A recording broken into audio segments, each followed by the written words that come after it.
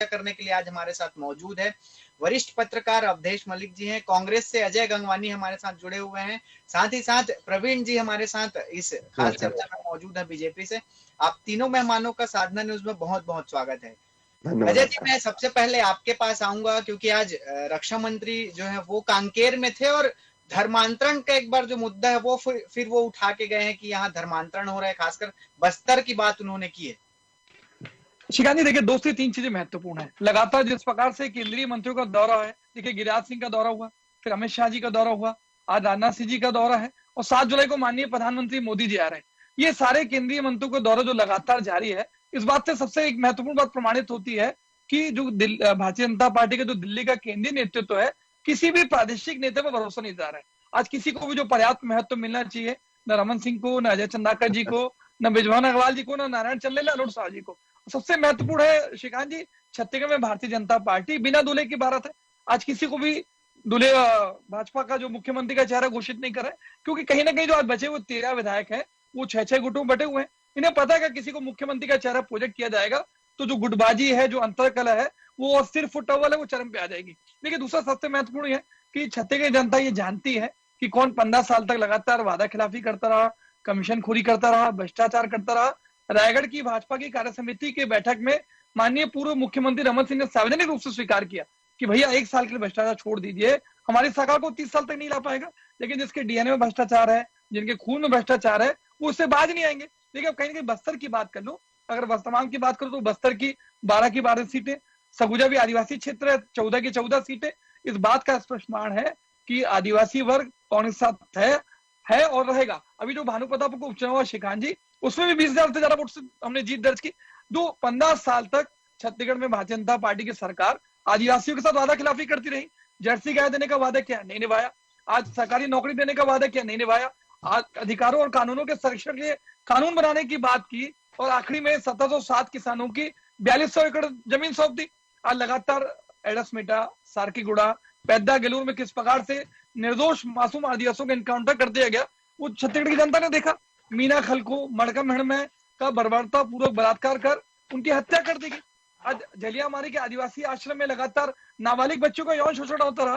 तो आदिवासी वर्ग ने देखा कि किस प्रकार से 15 साल तक उन्हें उपेक्षित रखा गया। इसी का नतीजा है। आज देखिए नंद कुमार शाह जैसे वरिष्ठ आदिवासी नेता जो राष्ट्रीय अनुसूचित जनजाति आयोग के अध्यक्ष रहे, लोकसभा सांसद, राज्यसभा सांसद, मध्य प्रदेश में नेता प्रतिपक्ष, छत्तीसगढ़ में नेता प्रतिपक्ष, ऐसा वरिष्ठ आदिवासी नेता जो अटल आडवाणी के समय का नेता रहा, आज उपेक्षित होकर पार्टी छोड़नी पड़ती है। देखिए एक और छोटा सा उदाहरण दे दो श्रीकांत जी, मोहन मंडावी कांकेर के सांसद जो वरिष्ठ आदिवासी नेता है, आज जो राजनाथ सिंह जी के सामान्य सभा की जो पोस्टर लगाए गए, आज मोहन मंडावी जी का पोस्टर वहां से हटा दिया जाता है। तो आदिवासी वर्ग के प्रति क्या सोच, क्या नजरिया रखते हैं, ये छत्तीसगढ़ की जनता बहुत अच्छे जानती है। और उसके पहले भी देखिए प्रदेश अध्यक्ष विष्णुदेव साय आदिवासी दिवस के दिन उसके पद से हटा देते हैं आप। पहले विक्रम उसेंडी के प्रदेश अध्यक्ष थे आदिवासी, आप उसको कार्यकारिणी घोषित नहीं होने देते, उनको हटा देते। तो आदिवासी जो विरोधी चरित्र है वो यहाँ सिर्फ छत्तीसगढ़ का नहीं है, पूरे देश का है। आज माननीय प्रधानमंत्री मोदी जी संसद भवन का उद्घाटन करते हैं, बड़े बड़े दावे इनके द्वारा किए गए, भैया हमने आदिवासी महिला को देश के राष्ट्रपति बना दिया। महिला को सम्मान देने से बेहतर है आप उसको बुलाइए तो सही। आज संसद भवन के उद्घाटन में क्या बुलाया उसने आपने? तो ये दिखावे के लिए जो आप आदिवासी समर्थक होने का जो ढोंग करते हैं वो न केवल छत्तीसगढ़ की जनता, देश की जनता समझती है। और यहाँ पे आप लगातार कितने भी केंद्रीय मंत्री के दौरे हो जाए, चाहे अमित शाह जी हो, मोदी जी हो, राजनाथ सिंह जी हो, इनसे कोई फायदा नहीं होने वाला, क्योंकि छत्तीसगढ़ में भारतीय जनता पार्टी का राजनीतिक जमीन पूरी खिसक चुकी है। न केवल छत्तीसगढ़ की जनता में भारतीय जनता पार्टी के जो कार्यकर्ता है उनका भी विश्वास पूरी तरह भारतीय जनता पार्टी में समाप्त हो चुका है। इसी का नतीजा है कि प्रादेशिक नेताओं को पूरी तरह साइडलाइन करके केंद्रीय नेतृत्व तो पूरी कमान अपने हाथ में रखा है। लेकिन यही गलती उन्होंने कर्नाटक में की। आज किसी भी प्रादेशिक नेता को महत्व नहीं दिया गया। माननीय मोदी जी के चेहरे पर चुनाव लड़ा और अंत में रिजल्ट क्या रहा, ये न केवल देश की जनता, छत्तीसगढ़ की जनता जानती है। आप, मैं और भारतीय जनता पार्टी के प्रवक्ता भी जानते हैं श्रीकांत जी। ठीक है प्रवीण जी, लगातार कांग्रेस जो है आदिवासियों के साथ वादा खिलाफी का आरोप भारतीय जनता पार्टी पर लगाते आ रही है, और लेकिन आज जो है केंद्रीय मंत्री ये कह कर गए हैं कि भाई भारतीय जनता पार्टी चाहे वो केंद्र में सरकार हो या फिर 15 साल राज्य में सरकार रही हो, आदिवासियों के हित में हर काम बीजेपी करती है। जी, सबसे पहले माँ भारती को प्रणाम करता हूँ। छत्तीसगढ़ के पावन धरा का प्रमाण, आपके सम्मानित चैनल के सभी दर्शकों को प्रणाम, सम्मानित कांग्रेस के प्रवक्ता आदरणीय दोनों पत्रकार आप और अवधेश जी सभी को प्रणाम। देखिए काफी हास्यास्पद विषय आदरणीय अजय जी ने कहा, उनको मैं कहना चाहूंगा कि तेरे पैरों के नीचे जमीन नहीं, कमाल है तुझे फिर भी यकीन नहीं।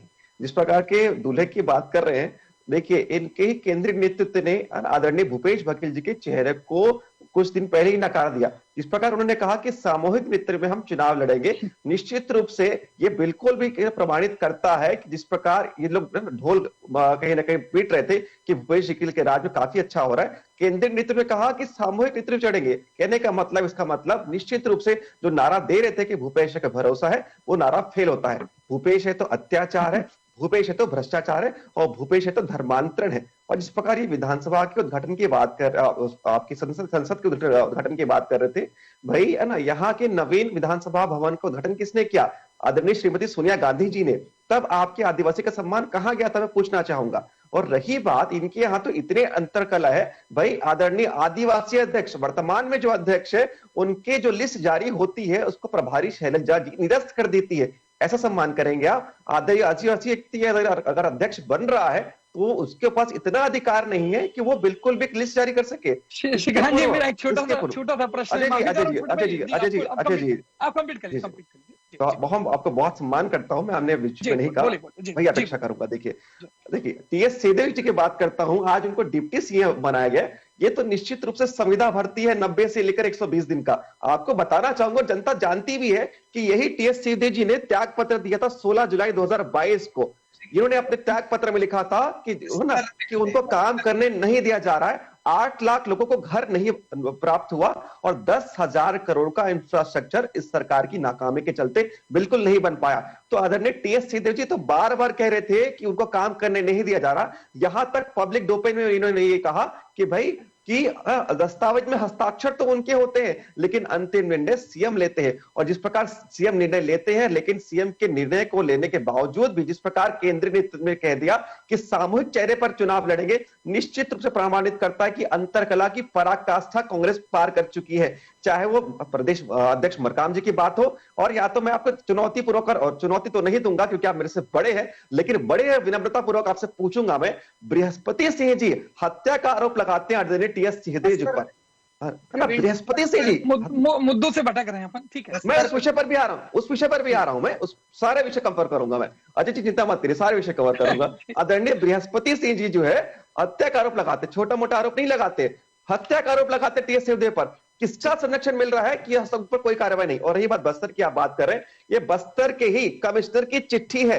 बस्तर के कमिश्नर आयुक्त की चिट्ठी है कि जो चिट्ठी लेकर कहते हैं कि धर्मांतरण वहां पर चरम सीमा पर है। इसके पूर्व आपको दिखाना चाहूंगा कि वहां के एसपी ने चिट्ठी लिखा था कि भाई यहां पर क्षेत्र में धर्मांतरण हो रहा है, और ये भाजपा कार्यकाल की चिट्ठी नहीं है, आप ही के प्रशासनिक अधिकारियों ने चिट्ठी लिखा है। और यहां तक आप, है ना, आपको बताना चाहूंगा कि आदिवासी समाज का एक बड़ा वर्ग वहां पर रैली निकालता है कि वहां पर क्षेत्रों में बड़े स्तर पर धर्मांतरण हो रहा है। तो ये निश्चित रूप से प्रमाणित करता है कि कांग्रेस सरकार धर्मांतरण को कहीं ना कहीं प्रमोट कर रही है और संरक्षण दे रही है। ठीक है अजय जी, मैं जवाब दे देता हूँ, बस 2 मिनट लूंगा। मेरे छोटे भाई ने बहुत समझदारी से बहुत गोल गोल घुमा के झूठ बोलने का प्रयास किया। देखिए कुछ तथ्य स्पष्ट कर दूं। देखिए सबसे पहले आप एक देख लीजिए, जितने भी केंद्रीय नेता आ रहे हैं, क्या एक भी, देखिए इनका बहाना क्या है कि हम 9 साल के मोदी सरकार के कंप्लीट हो रहे हैं, उसके संबंध में आ रहे हैं। क्या किसी एक भी नेता ने सार्वजनिक मंच पे 9 साल में मोदी सरकार द्वारा क्या काम किया गया, किसी चर्चा की क्या? क्योंकि इनके पास ऐसा कुछ है ही नहीं बताने के लिए जिसके बारे में चर्चा कर सके। वो उस पर आऊंगा। देखिए आज बहुत छोटे से स्पष्ट कर दूं, क्या आपने 2 करोड़ का वादा किया? क्या आपने 9 साल में 18 करोड़ रोजगार दिए? 23 करोड़ लोग बेरोजगार हो जाते हैं। 100 दिन में महंगाई का वादा आपने किया, आज देखिए पेट्रोल, डीजल, रसोई गैस, रहर लाल, टमाटर सब कहां पहुंच चुका है। आज स्वामीनाथन आयोग की रिपोर्ट लागू करने का दावा किया, आपने नहीं किया। 2022 तक किसानों की दुगनी करने का वादा करते हैं, जब समर्थन वृद्धि की बारी आती है तो 2 से 5%, और 15-15 लाख क्या किसी के खाते में आगे बता दीजिए। आज देश में नोटबंदी लागू करके, गब्बर सिंह टैक्स लागू करके किस प्रकार देश की जनता ने भुगता, ये आज भी वो नहीं भूली है। आज 55 लाख करोड़ का ऋण था, जिसको आप 3 गुना बढ़ा के 155 लाख करोड़ कर देते हैं। 23 करोड़ लोगों को आप गरीबी रेखा से नीचे ढकेल देते हैं। भुखमरी इंडेक्स में आप श्रीलंका, पाकिस्तान, बांग्लादेश से नीचे धकेल दे रहे हैं देश को। तो ये पूरी लिस्ट लूंगा तो आज की डिबेट खत्म हो जाएगी। आपने जिस प्रकार से मोदी, मैं कंप्लीट करूं, मेरा 10 सेकंड और ले रहा हूं। मोदी सरकार ने 9 सालों में जिस प्रकार से देश का बेड़ा गर्क किया है, देश की संपत्तियों को बेचने का दुष्प्रयास कर रहा है, न केवल छत्तीसगढ़ के अंदर देश की जनता समझ रही है। दूसरा एक प्रमुख मुद्दे पर चर्चा कर लूं, ये केंद्रीय जितने नेता आते हैं इनके पास कोई मुद्दा नहीं है, ये सिर्फ धर्मांतरण पे, कभी हिंदुत्व के नाम पे, धर्म को धर्म से लड़ाने की बात करेंगे, सांप्रदायिकता की बात करेंगे, हिंसा फैलाने की बात करेंगे। इसका सबसे बड़ा उदाहरण बता दूं, आज अमेरिका दौरे में जाते हैं माननीय प्रधानमंत्री मोदी जी, वहां के दो उदाहरण दे देता हूं को। पूर्व राष्ट्रपति बराक ओबामा ने कहा, आज भारत देश जो लोकतंत्र का सबसे बड़ा देश कहा जाता है, वहां पे अल्पसंख्यकों के साथ अत्याचार हो रहा है, आज की उसकी स्वतंत्रता पे सीधा प्रहार किया जा रहा है, तत्कालीन सरकार को उसमें कदम उठाना चाहिए। वहां पे संसद में एकमात्र प्रश्न पूछा गया, वॉल स्ट्रीट की जो पत्रकार थी उन्होंने पूछा कि जो अल्पसंख्यकों की दुर्दशा है देश में, भारत देश में, उसके संबंध में माननीय प्रधानमंत्री मोदी जी आप क्या कदम उठाने वाले हैं? आज विश्व का सबसे शक्तिशाली राष्ट्र अमेरिका का पत्रकार, अमेरिका के पूर्व राष्ट्रपति जब प्रश्न चिन्ह लगा रहे हैं, तो आपका नैतिक साहस होना चाहिए कि व्यक्तिगत स्वार्थ के लिए, अपनी राजनीतिक रोटी सेकने के लिए जो नफरत का माहौल पैदा कर रहे हैं, धर्म को धर्म से लड़ाने की कोशिश कर रहे हैं, सांप्रदायिक हिंसा फैलाने का प्रयास कर रहे हैं, ये आपत्तिजनक है श्रीकांत जी। ठीक ठीक, आप दोनों के पास में आऊंगा। अवधेश सर हमारे साथ जुड़े हुए हैं। अवधेश सर, जितने भी केंद्रीय नेता आ रहे हैं, ज्यादातर नेताओं का जो फोकस है वो बस्तर ही है। किसी भी राजनीतिक दल की बात कर ले, स्थानीय नेताओं का भी फोकस बस्तर ही है, क्योंकि कांग्रेस ने भी संभागी सम्मेलन की शुरुआत बस्तर से ही की, बीजेपी भी लगातार बस्तर पे ही कार्यक्रम कर रही है, फोकस कर रही है। किस तरह हो रहा है ये, मतलब कैसे इसको समझा जा सकता है कि क्योंकि काफी महत्वपूर्ण जगह मानी जाती है बस्तर। देखिए, वोट कास्टिंग का एक तरीका होता है बेसिकली, और उस तरीकों को लेकर ना पार्टी काफी जो है तो सेंसिटिव होती है। तो ये देखती है कि कोलैबोरेटिव वोट हमको कहाँ से मिल सकता है। तो जैसे ट्राइबल एरियाज में ट्रेंड होता है कि जो वोटिंग पैटर्न होता है ना, करीब करीब जिस पार्टी के खेमे में एक बार अच्छी तरीके से वोट डालना होता है, करीब करीब जो आप देखेंगे तो उसका झुकाव उसी ओर हो जाता है। तो ये ट्राइबल एरियाज की अभी तक वोटिंग पैटर्न की खासियत है। अर्बन एरियाज में इसी टाइप से मुस्लिम वोटों को लेकर है, छत्तीसगढ़ को बाहर छोड़ दिया जाए तो, फिर शेड्यूल कास्ट को वोट को लेकर है, फिर ओबीसी। तो जहां पर जो इक्वेशंस रहता है उसके हिसाब से पार्टी अपनी स्ट्रेटजी बनाती है, उस हिसाब से प्रहार किया जाता है। अब रही जहां तक छत्तीसगढ़ की बात, तो छत्तीसगढ़ में जो दौरे जिनकी बात आप कर रहे हैं कि आदिवासी अंचलों से शुरू हो रहा है, तो उसके पीछे मेन ये है कि छत्तीसगढ़ का जो एग्जिस्टेंस हुआ, छत्तीसगढ़ जो आया, उसके मेन फोकस पॉइंट में जो है सो ट्राइबल को रखा। और देखिए, कांग्रेस ने जब यहाँ पर फर्स्ट सीएम की नियुक्ति की तो उनका भी एक नए तरीके से ट्राइबल चेहरा था, बाद में वो एक कॉन्ट्राडिक्शन हुआ और बहुत।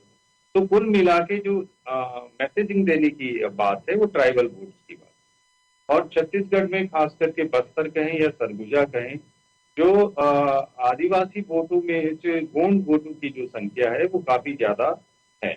अब गोंड वोटों गोंड की जो वोट्स की जो संख्या है उसमें ये देखा गया है कि काफी लंबे समय से जो लोग जो है तो उसमें एक शिफ्ट हुआ है।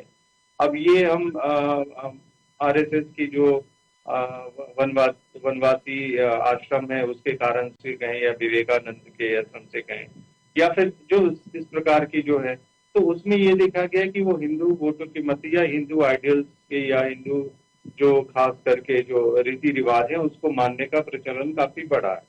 तो डेफिनेटली उसके बाद जो बीजेपी है या आरएसएस है वो ये कहती है कि वो हिंदू है। कांग्रेस बार बार उसको डिफ्लेक्ट करने की कोशिश करती है। कांग्रेस कहती है कि वो आदिवासी अपने आप में एक रिलीजन है और इस टाइप से कई सारे मत आते हैं। लेकिन यहाँ पर जो मेन फोकस है, मैंने वही कहा कि कुल मिला के ये आदिवासी वोटों की साधने की कोशिश है, और गलतियां तो दोनों पार्टियों ने की है। अभी जो भाई साहब बता रहे थे कि एक ऐसा समय में एक आदिवासी जो है प्रदेश अध्यक्ष को शिफ्ट नहीं करना था, हालांकि वो इंटरनल डिसीजन हो सकता है, लेकिन जिस हिसाब से डेट्स को कोइंसाइड किए वो ये बताता है कि वो नहीं होना था।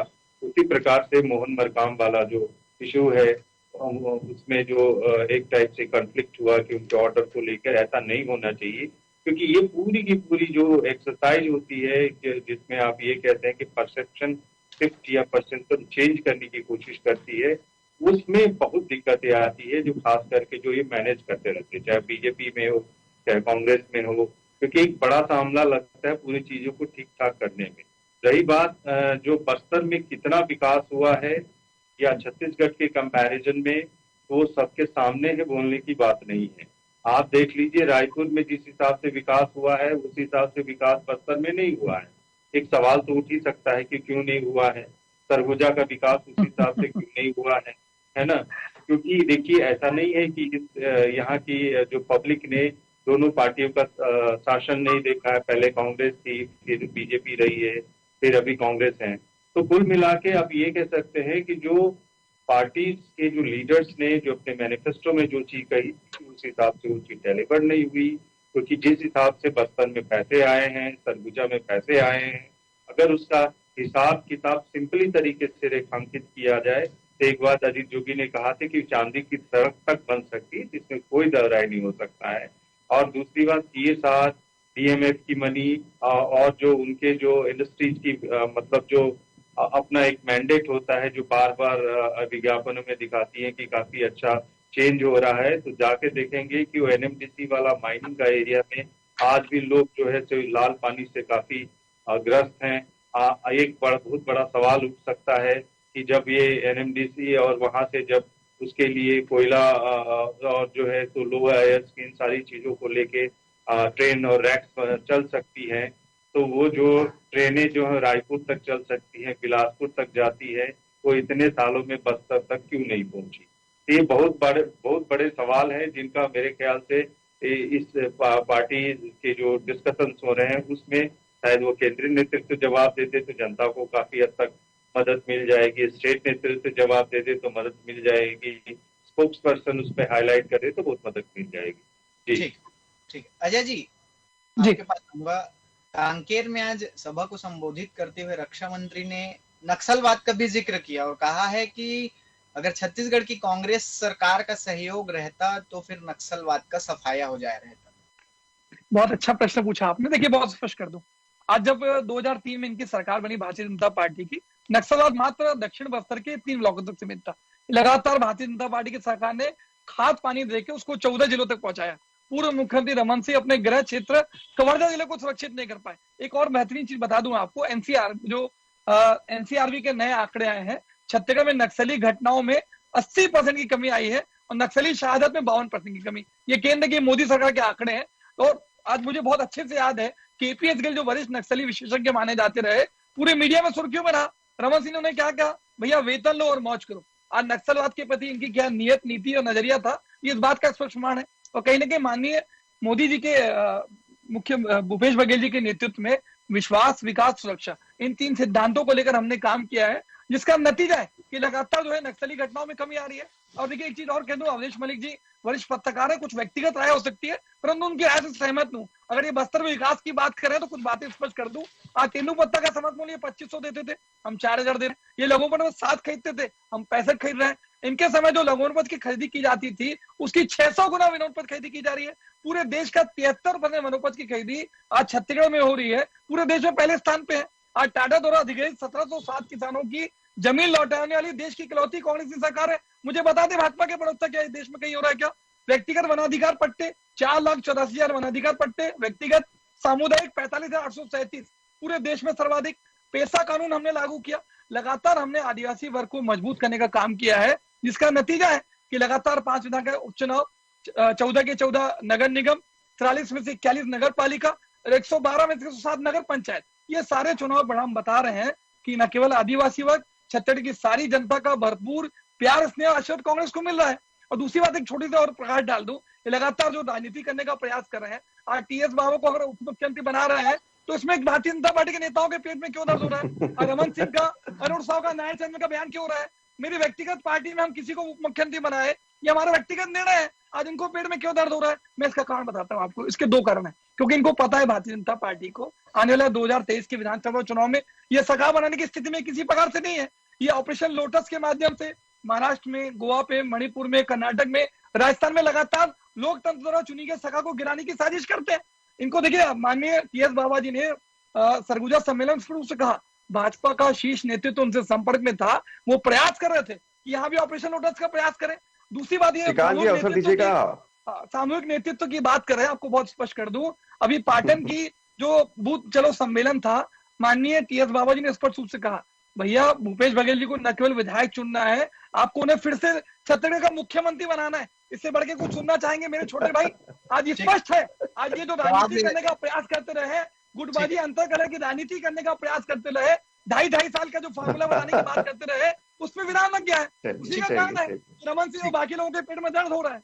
ठीक है, प्रवीण जी नक्सलवाद पे जवाब देंगे, नक्सलवाद पे सब पर जवाब दूंगा। सबसे पहले तो मैं आपसे आग्रह करूंगा, अजय जी को आपने 2 टर्म दिया है, अवधेश जी के पूर्व अजय जी ने कहा था, दोबारा इनको अवसर मिला, तो मैं चाहूंगा कि अजय जी सुनिए, है ना, और आप भी मुझे अवसर दें। देखिए भाई सबसे पहली बात तो आदरणीय भूपेश बघेल ने स्वयं स्वीकार कर लिया कि उनके सरकार जाने वाली है। जिस प्रकार यूथ कांग्रेस के अधिवेशन में वो कहते हैं कि हम सत्ता तो प्राप्त कर लेते हैं लेकिन सत्ता वापसी कठिन है। यदि अपने कार्यों पर इतना विश्वास होता तो इनको कहने की आवश्यकता नहीं पड़ती कि सत्ता वापसी कठिन है। दूसरी बात मैं आपको कहना चाहूंगा कि पहले टर्म में अजय जी ने कहा कि केंद्र की जो हमारे नेता आ रहे हैं कि है ना, केंद्रीय योजनाओं पर कोई बात नहीं कर रहे।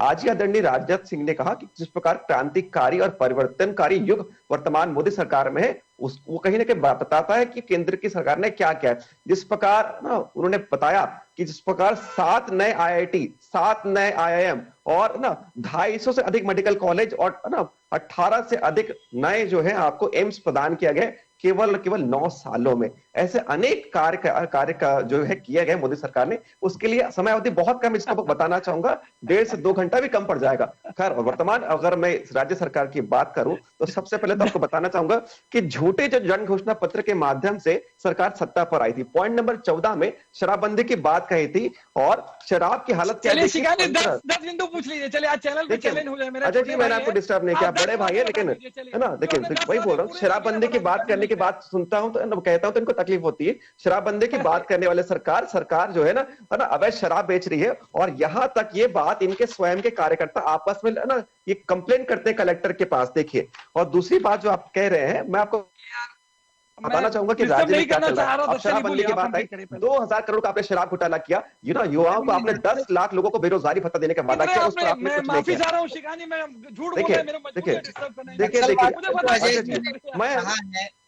नहीं किया। मैं वही बता रहा हूँ, अक्सर नक्सलवाद पर इन्होंने इनके ही पॉइंट नंबर 22 पर नक्सल समस्या को हल करने का वादा किया गया था, लेकिन हो क्या रहा है मैं आपको बता रहा हूँ। पॉइंट नंबर 22 देख लीजिएगा, सच्चाई आपको बता रहा हूं। नक्सल क्षेत्र में केवल और केवल भाजपा कार्यकर्ताओं की हत्या की जा रही है। निश्चित रूप से प्रमाणित करता है कि जिस प्रकार 5 भाजपा कार्यकर्ताओं की हत्या की जा रही है, वो प्रमाणित होता है कि कांग्रेस जो है नक्सलों को संरक्षण दे रही है। और यदि हत्या करते तो केवल भाजपा कार्यकर्ताओं की हत्या क्यों होती? वे प्रमाणित कि भाजपा कार्यकर्ताओं की टारगेट किलिंग हो रही है। और अरे मैंने आपको डिस्टर्ब नहीं किया, आपको तकलीफ हो रही है, जान रहा हूं, है ना।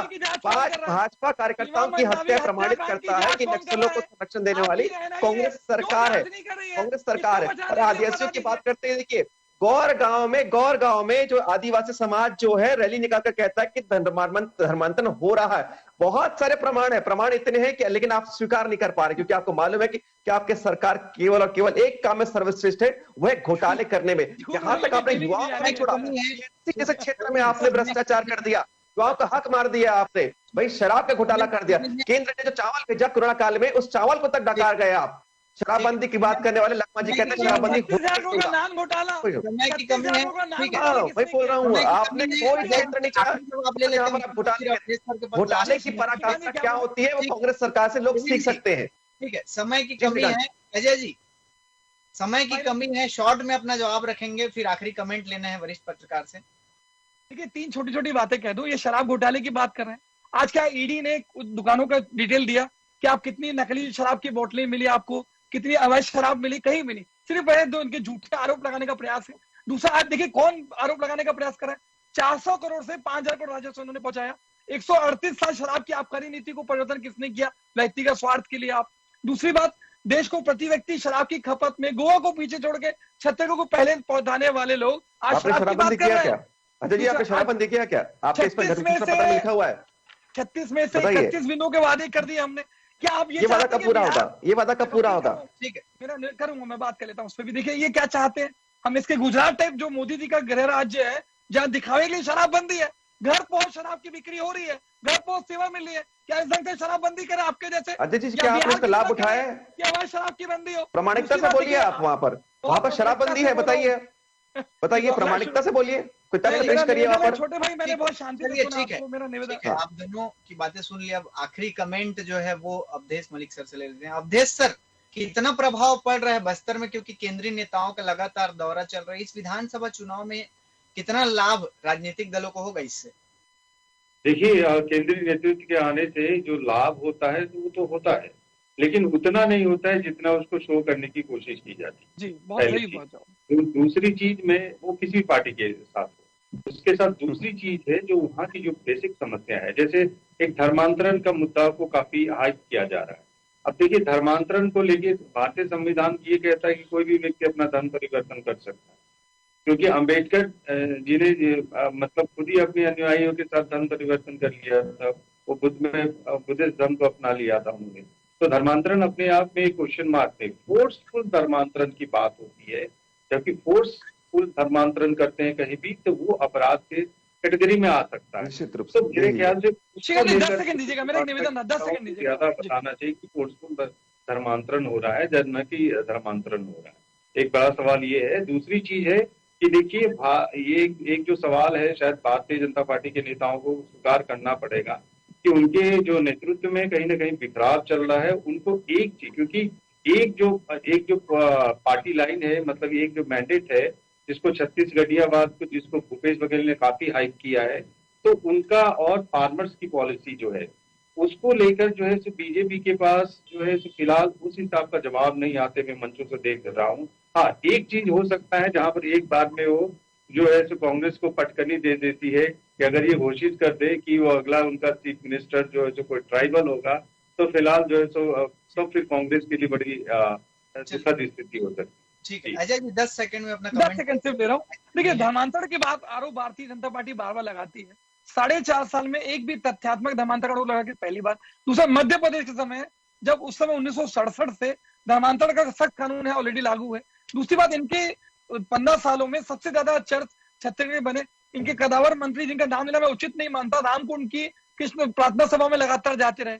आज इनका केंद्रीय नेतृत्व तो दिखावे के लिए विरोध करता है, मसीही भोज का आयोजन करता है, मुसलमान दावत का आयोजन करता है। तो ये दोहरा चरित्र बहुत स्पष्ट है कि व्यक्तिगत स्वार्थ के लिए, अपने राजनीतिक रोटी सेकने के लिए ध्रुवीकरण की जो राजनीति करने का प्रयास कर रहे हैं। इनका जो मुख्य पता ऑर्गेनाइजर, वो स्पष्ट रूप से कह रहा है कि आप मोदी के चेहरे पर आप चुनाव नहीं जीत सकते, आप हिंदुत्व के नाम पे राजनीति करके सत्ता की प्राप्ति नहीं कर सकते। जब इनका आरएसएस का प्रति संगठन को कह रहा है, तब इनको कम सच स्वीकार करके छत्तीसगढ़ में अपनी नीति को बदलने की जरूरत है, नहीं तो यहाँ फिर से मुंह की खाने वाले हैं। मुझे पूरा विश्वास है कि दहाई के आंकड़े तक भी नहीं पहुंचेंगे यहाँ छत्तीसगढ़। चलिए ठीक है, प्रवीण जी 10 सेकंड में अपना जवाब देखिए, समय की कमी है। मैं तो बताना चाहूंगा कि ध्रुवीकरण कौन करता है? कांग्रेस करती है। बुरहानपुर की घटना याद होगी तो मैं आपको बताना चाहूंगा तथ्यों के साथ। 7 फरवरी को पुलिस को जानकारी दी जाती है कि यहाँ पर बड़ा कार्य हो सकता है, और 8 अप्रैल को वहां पर हत्या हो जाती है, 3 लोगों की हत्या। तो संरक्षण कौन दे रहा है? अजय जी देखिए, अजय जी मैंने डिस्टर्ब नहीं किया, आपको बड़ा भाई मानता हूं लेकिन आपको डिस्टर्ब नहीं किया। दूसरी बात, छत्तीसगढ़ियावाद की जो बात करते हैं, राज्यसभा से आपने ना यहाँ के लिए आपने 2 लोग को नहीं चुन पाया। 2.25 करोड़ जनता में आपको 2 छत्तीसगढ़ी नहीं मिले जिनको आप राज्यसभा भेज सके। निश्चित रूप से प्रमाणित करता है कि कहीं ना कहीं आप जो है छत्तीसगढ़ियावाद की छद में राजनीति करती है, दोहरेपन की राजनीति करते हैं। और ये जिस प्रकार मैं कंटेंट लेकर आ रहा हूँ, यहाँ पर आक्रोश आदिवासी समाज में है। ध्रुवीकरण आप कर रहे हैं, आपने शराबबंदी की बात की और आप घर घर शराब की होम डिलीवरी कर रहे हैं, है ना? तो निश्चित रूप से प्रमाणित करता है कि दोहरा चित्र आपका है, कथनी और करनी में आपके फर्क है। चलिए ठीक है, अब सभी मेहमानों को चर्चा में शामिल होने के लिए बहुत बहुत धन्यवाद। तो आज कांकेर जिले के दौरे पर थे केंद्रीय रक्षा मंत्री राजनाथ सिंह, और पीएम मोदी के 9 सालों की उपलब्धियां बताई। साथ ही साथ धर्मांतरण और नक्सलवाद के मुद्दों पर भी उन्होंने अपनी बात रखी और राज्य सरकार को घेरने का प्रयास किया। हालांकि कांग्रेस भी अब इसमें पलटवार में आ गई है और उनके बयानों का जवाब दे रही है। खबरों के बनी है साधना न्यूज के साथ, बैक टू स्टूडियो। साथियों, लंबे समय तक छत्तीसगढ़ की जनता ने वामपंथी उग्रवाद का सामना किया है, नक्सलवाद का सामना किया है। पिछले 9 वर्षों से वामपंथी उग्रवाद के खिलाफ जिस तरीके की प्रभावी कार्रवाई सारे देश भर में मोदी जी के नेतृत्व में हुई है, और उसके कारण आज वामपंथी उग्रवाद केवल 10-12 जिलों तक ही सीमित कर रहा गया। इनमें से कुछ जिले हमारे छत्तीसगढ़ के, लेकिन छत्तीसगढ़ की सरकार का यदि पूरा सहयोग मिलता तो मैं दावे के साथ कह सकता हूं कि नक्सलिज्म का प्रभाव सारे हिंदुस्तान से समाप्त हो जाता मेरे बहनों भाइयों, लेकिन जो सहयोग मिलना चाहिए वह नहीं मिल पा रहा। वामपंथी उग्रवाद एक बड़ा संकट इसने पैदा किया। जबरन लोगों का धर्मांतरण कराया जा रहा है। बहनों भाइयों, मैं छत्तीसगढ़ की सरकार से कहना चाहता हूं, किसी भी सूरत में यह धर्मांतरण रुकना चाहिए। बहनों भाइयों, जबरन किसी का धर्मांतरण कराना हम इसे कदाप स्वीकार नहीं कर सकते। दुख की बात यह है कि शहीद गुंडापुर जैन सिंह जी समेत बड़ी संख्या में आदिवासियों ने जिस अपनी संस्कृति और अपने जन जीवन की सुरक्षा हेतु सर्वोच्च बलिदान दिया, उस बस्तर में अवैध धर्मांतरण का काम यह तेजी के साथ चल रहा। मेरे बहनों भाइयों, मैं आपसे पूछना चाहता हूं, यह जबरन और गलत तरीके से जो धर्मांतरण चल रहा है, रुकना चाहिए कि नहीं रुकना चाहिए? मैं आपसे मैं पूछना चाहता हूं। मैं कहना चाहता हूं यहां की सरकार, कांग्रेसी सरकार, इसे रोको। भारत सरकार को जिस भी सहयोग की जरूरत होगी वो हम आपको सहयोग करेंगे पूरी तरह से। मेरे बहनों